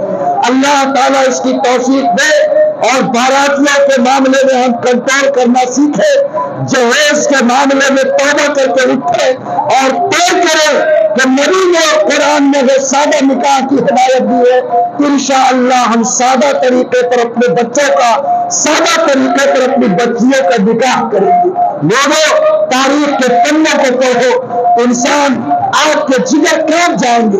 कुरान पाक जिस नबी पे नाज़िल हुआ उस नबी की जबान में कहा कि लोग निकाह करते हैं तो लड़कियों में 4 बातें देखते हैं। एक तो उसकी खूबसूरती देखते हैं, एक उसका माल देखते हैं, एक उसका खानदान देखते हैं और एक वो है जो उसका दीन और ईमान देखते हैं। नबी ने फरमाया कि जब तुम्हारे सामने कोई बेटा और बेटी आवे तो क्या तुम उसकी खूबसूरती देखोगे? क्या तुम उसका माल देखोगे? क्या तुम खानदान देखोगे? फरमाया कि देखो, लेकिन तमाम मामलात में तरजीह तुम उसके दीन को देना। फर्द बात दीन। फरमाया कि काबिल मुबारकबाद मुसलमान वो है जो इस बात को देखे कि खूबसूरती भी कम है, माल भी कम है, खानदान भी छोटा है, लेकिन दीन के एतबार से बड़ा है। ऐसी शादी अगर तुम करोगे, नबी ने फरमाया कि तुमको दुनिया में भी कामयाबी, आखिरत में भी कामयाबी मिलेगी। लेकिन आजकल सबसे पहले माल पर निगाह जाती है, सबसे पहले माल पर निगाह जाती। लोगों खुदा ने हमें ईमान दिया, तय करो इंशाअल्लाह नबी ने जिसको बुनियाद बनाया हम भी दीनदारी को बुनियाद बनाएंगे।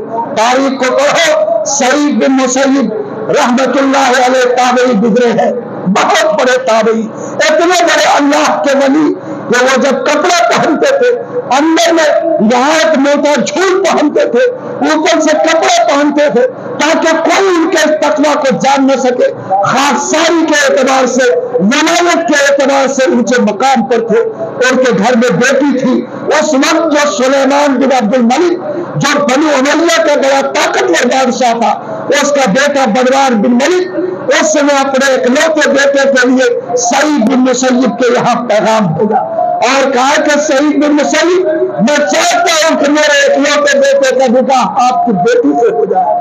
لوگوں، بادشاہ وقت ہے، وہ بھی ایسے کرنے سر کا بادشاہ جس سے اس وقت کی سلطنت کاپتی تھی، بہت عمدہ رشتہ تھا، بڑا مالدار رشتہ تھا۔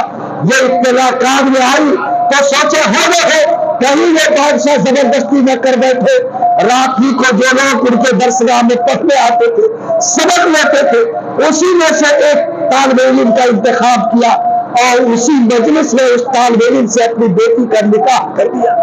دوسرے دن شام کے پہر میں سعید بن مسیب کے بیٹی سے نکاح ہوا۔ گھر چھوٹا ہے، اس میں ان کی بیٹی آ رہی ہے، اس کے لیے سر سامان درست کرنے کے لیے وہ بیچارہ گھر گیا۔ ابھی سورج غروب ہوا کہ دیکھا کہ دروازے پر دستک ہوئی، دروازہ کھولا تو سعید بن مسیب آگے ہے، ان کی بیٹی پیچھے ہے۔ انہوں نے اپنے داماد سے کہا کہ کل میں نے اپنی بیٹی کا تم سے نکاح کرایا تھا، میں اس کی رخصتی لے کر تمہارے پاس آیا ہوں۔ اپنی بیٹی سے کہا کہ یہ تیرا شوہر ہے، یہ تیرا گھر ہے، تو اندر داخل ہو جا۔ بیٹی کو اندر کیا، اپنے واپس ہو گئے۔ نکاح کا یہ طریقہ جناب محمد رسول اللہ کے ایک سنت کے تابع دار سعید بن مسیب رضی اللہ تعالیٰ نے مجھے ثابت کیا۔ مجھے بھی آج خوشی ہوئی کہ ماسٹر صاحب کا بیٹا جب رخصتی لانے گیا ان کے ساتھ کوئی نہیں گیا، وہ تنہا گیا، اپنی بیوی کو رخصت کر کے لایا۔ مسلمانوں، جتنا نکاح کو آسان بناؤ گے اتنا زناکاری اور بدکاری کا عمل مشکل ہوگا۔ بیٹیوں کی آبرو بچے گی، ان کے ایمان کی حفاظت ہوگی۔ خدا کی قسم، میری بیٹیاں نرمدا ندی میں کودنے سے بچے گی، آگ میں چلنے سے بچے گی۔ آج اخبار کا کوئی پنا کھولو، کسی دن کھولو، اس کے کسی نہ کسی کونے پر یہ خبر ملے گی کہ ہندوستان کے کسی ناری نے آج جہیز کے نام پر اپنی جان دنیا کو تباہ کر دیا ہے۔ لوگوں، آج جب تک ایمان والے ہو، انشاءاللہ ہم طے کر کے جائیں کہ نکاح کے عمل کو ہر قیمت پر ہم لوگ آسان بنائیں گے، اس کے رسموں کو ہم لوگ ختم کریں گے، سنتوں کو زندہ کریں گے۔ اور فرمایا کہ اورینج میرج کرو، لو میرج کے رواج کو ختم کرو۔ آج یہ بھی طریقہ جاری ہے۔ صورتحال اتنے بدتر ہے کہ ابھی 8 دن پہلے آپ نے بیٹی کو کالج میں بھیجا، یونیورسٹی میں بھیجا، باپ کی نگرانی نہیں ہے۔ آج یہ پلاسٹک کا ڈبہ آلائے شیطانی موبائل نے سماج میں 99% زناکاری کو پھیلا دیا۔ آج اس کی بنیاد پر جو حالات ہے، ابھی 1 ہفتہ پہلے جھارکھنڈ کی ایک بیٹی جو کالج میں پڑھتی تھی، اس نے ایک غیر مسلم کا ہاتھ پکڑ لیا، چلی گئی کورٹ میرج کرنے کے لیے۔ وہاں اس کے باپ کو خبر ہوئی، آپ ویڈیو دیکھے آنکھ میں آنسو آ جائے گا۔ باپ اس بیٹی کا ہاتھ پکڑ رہا ہے، باپ بیٹی کا پیر پکڑ رہا ہے۔ بیٹی پلٹ جاؤ، تم سے غلطی ہو گئی ہے، ہم معاف کرتے ہیں، لیکن اس بیٹی نے باپ کے منہ پر کھول دیا اور مسلمانوں اس شوہر کے ساتھ گئی جس شوہر کے پاس ایمان کی نعمت تھی۔ لوگوں بتاؤ کہ آج یہ بے دماغ بنا ہے، کیا اس مزاج کو ختم کرنے کی ضرورت ہے یا نہیں؟ لوگوں، جو بیٹی تم کو خدا نے دی ہے اس کی نگرانی کرو، جو بیٹا دیا ہے اس کی نگرانی کرو۔ آج جو لو میرج کے سسٹم کی وجہ سے آج دارالقضا میں 70% مقدمات آتے ہیں جس میں نکاح کے فسخ کا مطالبہ ہوتا ہے۔ آج جوش میں شادی ہوتی ہے، وقتی جھانسے میں شادی ہوتی اور بعد میں جا کر وہ بربادی تک پہنچتی ہے۔ آپ کے نبی نے فرمایا عالمی حاضر نکاح، اس نکاح کو سماج میں بات چیت کے ذریعے کرو، چرچا کے ذریعے کرو، ارینج میرج کرو۔ خدا کی قسم، لو میرج اور پیار کی شادی کو اپنے سماج میں چپکے چپکے رواج بد دو۔ آج جو یہ برائی پھیلی ہے اس نے سماج کو ہلا کر رکھ دیا ہے۔ آپ مومن ہو، آپ کی ذمہ داری ہے وہ سماج میں اپنے بیٹا بیٹی کا نکاح کرے تو لوگوں کے درمیان چرچا کرے، لوگوں کے والدین سے بات چیت کرے، آپس میں رضامندی حاصل کرے اور پھر اپنے بچوں کا آپ نکاح کرے۔ ایک بہت بڑا گناہ جو ہم سے ہوتا ہے وہ یہ کہ بیٹی جوان ہے، باپ نے اپنی مرضی سے شادی طے کر دیا۔ نہیں، آپ کی بیٹی اگر جوان ہے تو آپ کسی نہ کسی واسطے سے اس کی مرضی کو معلوم کرو اور یہ پوچھو کہ میں تمہارا نکاح فلاں سے طے کرتا ہوں، کیا تم اس کے لیے رضامند ہو یا نہیں؟ یہ رضامندی بالغ اولاد سے حاصل کرنا ضروری ہے، اور اگر آپ پہلے حاصل کریں تو گویا آپ نے شریعت کی پابندی کی ہے۔ آپ نے اگر منمانی کی، بیٹیوں کو نظر انداز کیا تو ایسے ہی نکاح بعد میں فتنے کا باعث بن جاتے ہیں۔ اس لیے جو لوگ یہاں بیٹھے ہیں میں ان سے درخواست کرتا ہوں کہ آپ اپنی بیٹیوں کی نگرانی کریں، اس کے موبائل کی نگرانی کریں، اس کی صحیح تربیت کریں، اس کا خیال رکھیں کہ میری بیٹیوں کے سینے میں ایمان ہو، سنت کی قدر ہو، دین کی محبت ہو، اور کسی قیمت پر میری بیٹیاں ہاتھ سے نہ نکلے، میرا بیٹا ہاتھ سے نہ نکلے اور سماج کے لیے رسوائی اور بے عزتی کا سامان نہ بنے۔ دونوں انشاءاللہ ہم اس کا بھی لحاظ رکھیں گے کہ نہیں رکھیں گے۔ آپ اگر ہاتھ اٹھائے ایک مرتبہ الحمدللہ۔ بس میرے بھائیوں، میں نے اسلامی نکاح کے تعلق سے 3 بنیادی باتیں آپ سے عرض کی ہے۔ پہلا یہ کہ اللہ تعالیٰ نے مجھے اگر ایمان دیا تو ہم نکاح کو عبادت سمجھ کر انجام دیں گے، جیسے نماز کی ادائیگی میں دین کے طریقے کا لحاظ رکھتے انشاءاللہ نکاح کے عمل میں بھی دین کے طریقے کا لحاظ رکھیں گے۔ نمبر 2، نکاح کو آسان بنائے، کسی اعتبار سے ہم نکاح کو مشکل نہیں بننے دیں گے۔ آسان بناؤ گے، بیٹیوں کی دعائیں ملیں گی، غریبوں کی آہیں نہیں لگیں گی، نکاح سادہ کرو گے، زنا کے دروازے بند ہوں گے، اللہ حلال طریقے سے زمین پر عزت والے نکاح کا راستہ آسان کرے گا۔ تیسری گزارش یہ ہے کہ نکاح کو اعلان کر کے کرو، سماجی بندھنوں کے ساتھ کرو۔ خبردار، جو گلیوں کی نکاحیں رہتی ہیں ان سے بچو اور اپنے بچے اور بچیوں کا مزاج بناؤ کہ انشاءاللہ ایسے نکاح کے معاملے پر ہم کنٹرول کرنے کی کوشش کریں گے۔ اللہ تعالیٰ اگر ہمیں ان باتوں کی توفیق دے، میں سمجھتا ہوں کہ ہمارا نکاح قابل مبارکباد ہوگا، ہمارے نکاح میں برکت نازل ہوگی۔ نبی نے فرمایا، دیکھو الدنیا کلھا متاع وخیر متاع الدنیا المرأۃ الصالحہ، کہ یہ ساری دنیا یہ تو نعمت ہے، لیکن انسان کے لیے سب سے بڑی نعمت اس کی بیوی ہے جس کو اللہ نے نیکی عطا کی ہے۔ مسلمانوں، قرآن میں جو 3 مرتبہ تقویٰ کا لفظ استعمال کیا، ڈرو ڈرو، وہ اس لیے کہ اللہ جانتا ہے کہ اس کلمے کی نسبت پر ایک کمزور عورت کا ہاتھ ایک طاقتور مرد پکڑ رہا ہے۔ لوگوں، یہ جانتا ہے اللہ کہ اس رشتہ کے ذریعے 2 گھر کو جوڑا جا رہا ہے۔ فرمایا کہ اللہ سے ڈرنا بیٹی والے بھی، اللہ سے ڈرنا بیٹا والے بھی، کبھی کبھی تمہارا قدم بکھر نہ جائے، کبھی تمہارا قدم پھسل نہ جائے، کبھی بھی زندگی میں کوئی بات پیش آئے تم نیچے نظر مت کرنا، اوپر دیکھنا کہ اس موقع پر اللہ نے کیا کہا ہے۔ دونوں اگر اس کا لحاظ رکھو گے تو یقین مانو یہ دونوں گھر تمہارا آباد رہے گا۔ فرمایا کہ لڑکا، تم بلا شبہ مرد ہو، عورت کی کلائی نازک ہے، تم اس کو اپنی مٹھی میں لے رہے ہو، خیال رکھنا کہ یہ ماں کی محبت کو، بہت کے پیار کو، رشتے داروں کے تعلق کو چھوڑ کر صرف تمہارے بھروسے پر تمہارے گھر آ رہی۔ خبردار، اس کے دل کو مت توڑنا، خبردار کبھی اس کے دل پہ چوٹ لگنے مت دینا، خبردار اس کو سنبھال کے رکھنا۔ اور نبی نے فرمایا کہ سنو، جیسے آئینہ کو تم سنبھال کر رکھتے ہو، کانچ کو تم سنبھال کے رکھتے ہو، ویسے اپنی بیوی کو بھی تم سنبھال کے رکھنا۔ اور نبی کریم صلی اللہ علیہ وسلم نے کتنی بڑی بات فرمائی، فرمایا کہ خبردار اس کانچ کو کبھی ٹھیس نہ لگے، کبھی یہ کانچ ٹوٹنے نہ پائے، اور جب بھی تمہارے دل میں کوئی ایسی بات آئے کہ تم اس کے لیے گالی لے لو، اس کے لیے غلط کلمہ بولو، کبھی اس کو تانا دو، تو اپنی جگہ اپنے ماں کا خیال، اپنی بہن کا خیال، اپنی بیٹی کا خیال دل میں لانا کہ میرا داماد اگر میری بیٹی کو یہی بول کہے میرا بہنوئی اگر میری بہن کو یہی بات کہے تو میرے دل کو کیسی چوٹ لگے گی. اگر یہ احساس پیدا کرو گے خدا کی قسم تمہاری زبان غلط بولنے سے رک جائے گی.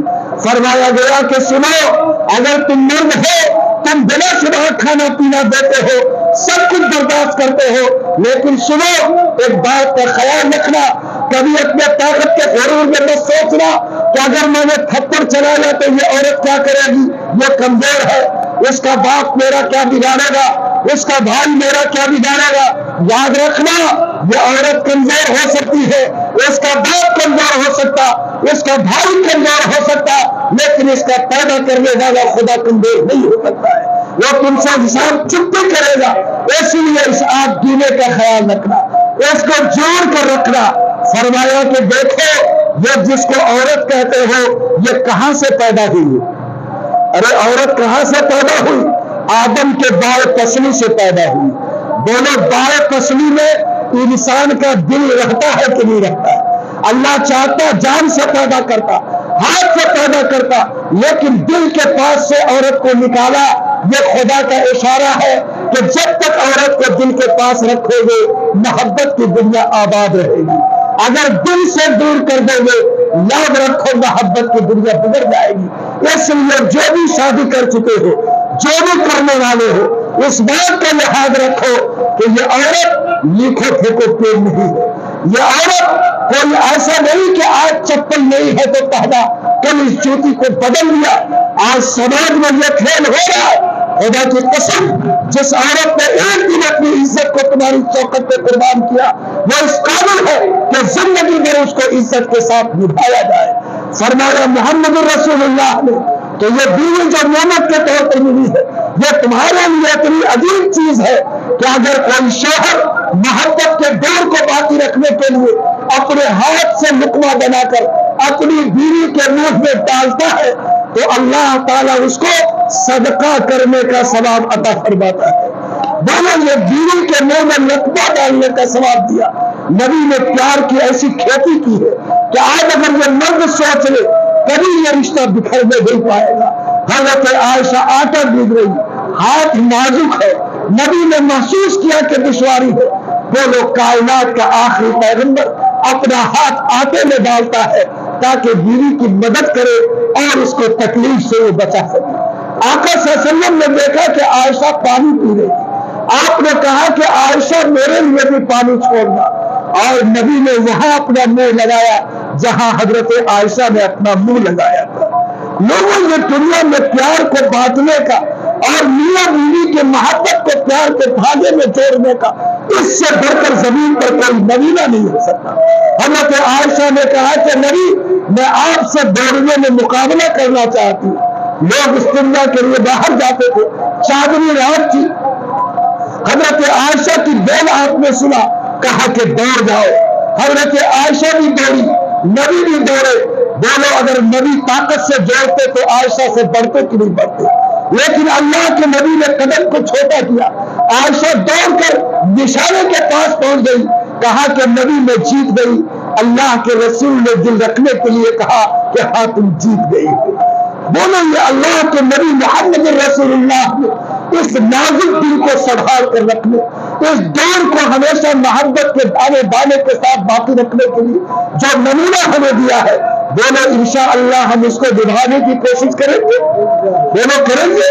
کتنا لوگ معمولی باتوں پر الجھ جاتا ہے اور چھوٹی چھوٹی باتوں پر معاملے کو بگاڑ لیتا. حضرت عمر کے زمانے میں ایک صحابی کی بات چیت بیوی سے بگڑ گئی. وہ دورہ کاٹ کے بولی تو حضرت عمر رضی اللہ تعالیٰ عنہ کا تو کوڑا مشہور تھا. اس صحابی نے کہا کہ اگر میں تم کو جواب دوں گا تو تم شاید ہمارا پھر الٹا کر کے جواب دو. اس لیے انہوں نے اپنی زبان کو روکا. کہا کہ میں جا کر شکایت کرتی ہوں. حضرت عمر رضی اللہ تعالیٰ عنہ سے میں شکایت کرتا ہوں. وہ صحابی آئے حضرت عمر کے اور دروازے پہ جا کے کھڑے ہوئے تاکہ حضرت عمر کو آواز دے اور ان سے کہیں کہ میری بیوی اس طرح سے بدتمیزی کیا ذرا آپ اس کو سبق سکھائیے. لیکن انہوں نے سنا کہ جتنی زور سے ان کی بیوی نے ڈانٹا اس سے زیادہ کڑک کے حضرت عمر کی بیوی بول رہی تھی اور حضرت عمر چپی ساتھ کے سن رہے تھے. इस सहाबी ने समझा कि जो बीमारी का इलाज कराने हम आए, हजरत उमर तो उस बीमारी में खुद मुब्तला, पलट के चल दिया। हजरत उमर को लगा कि कोई दरवाजे से पलटा है, तो हजरत उमर रज़ी अल्लाह तआला अन्हु ने झट से दरवाजा खोला, देखा कि एक आदमी लौट के जा रहा है। कहा कि भाई सुनो क्या बात है। उसने कहा कि हुजूर जिस काम से आए थे वो हो गया, अब जा रहे हैं। हजरत उमर ने काट के बुलाया, उसको बिठाया, कहा कि क्या बात है, तुम क्यों आए थे? कहा कि हजरत वो काम हो गया। कहा कि कुछ तो तफसील बताओ। कहा कि माजरा ये है कि मेरी बीवी जरा कड़क के बोली, मुझे अंदाज अच्छा नहीं लगा, मैं आपके पास आया ताकि शिकायत करूं, लेकिन जब कान लगाया तो आपकी अहलिया मुझसे ज्यादा, मेरी बीवी से ज्यादा कड़क के बोल रही थी और आप हमसे ज्यादा चुप्पी साध के सुन रहे थे। तो हमने कहा कि आप अब मेरा क्या इलाज कीजिएगा, इसलिए मैं पलट गया। हजरत उमर ने जो बात कही मैं आप तक पहुंचाना चाहता। हजरत उमर ने कहा कि सुनो, ये बीवी जो तुमको अल्लाह ने दी है, याद रखो उसको खाना पकाकर खिलाना तुम्हारी जिम्मेदारी है, कपड़ा धोकर पहनाना तुम्हारी जिम्मेदारी है, घर साफ करके बिस्तर देना तुम्हारी जिम्मेदारी है। अगर वो तुम्हारे बच्चे को दूध न पिलाए तो पैसा देकर उससे दूध पिलवाना तुम्हारी जिम्मेदारी है। क्या खाना पकाने का पैसा लेती है? का नहीं। घर साफ करने का नहीं, कपड़ा धोने का नहीं, पैर दबाने का नहीं। कहा कि दोनों ये काम सब फ्री में करती कि नहीं करती? कहा हमने तो उमर ने के बता, एक औरत अगर तेरी मोहब्बत में धोबन बन के कपड़ा साफ कर सकती है, मेहतर बन के तुम्हारे घर को साफ रख सकती है, आज तुम्हारे बच्चे के लिए दाई बन के दूध पिला सकती है, आज तुम्हारे घर में बावर्चन बन के खाना पका सकती है, तो क्या तुम उसकी बेबोन ही बर्दाश्त नहीं कर सकते हो? दोनों में तुम्हारी दयानत के खिलाफ है कि नहीं है? याद रखिए, प्यार बांटिए, मोहब्बत के साथ रहिए। फरमाया कि जिस घर के मियां बीवी में मोहब्बत होती उसके हाथों में बरकत होती है। दुनिया में भी रिश्ता आबाद होता, आखिरत में भी रिश्ता आबाद होगा। मैंने ज्यादा वक्त लिया, मुझे खुद जल्दी थी, लेकिन शायद मास्टर साहब के नूरानी कैफियत मेरे दिल तक पहुंच रही थी, मैंने आपसे कुछ ज्यादा वक्त ले लिया। मैं माजरत खा हूं, लेकिन एक दर्द था जो आप तक पहुंचाना था कि हम सब तय करें इंशाअल्लाह कि शादी के अमल को हम लोग मुसलमान बनाएंगे, नबी की सुन्नत के साँचे में ढालेंगे। जब तक जिंदा रहेंगे कलमा और ईमान के साथ रहेंगे, मरेंगे तो इंशाअल्लाह ईमान और सजदों के साथ अल्लाह तक जाएंगे। रब्बना तकब्बल मिन्ना इन्नका अंतस समीउल अलीम।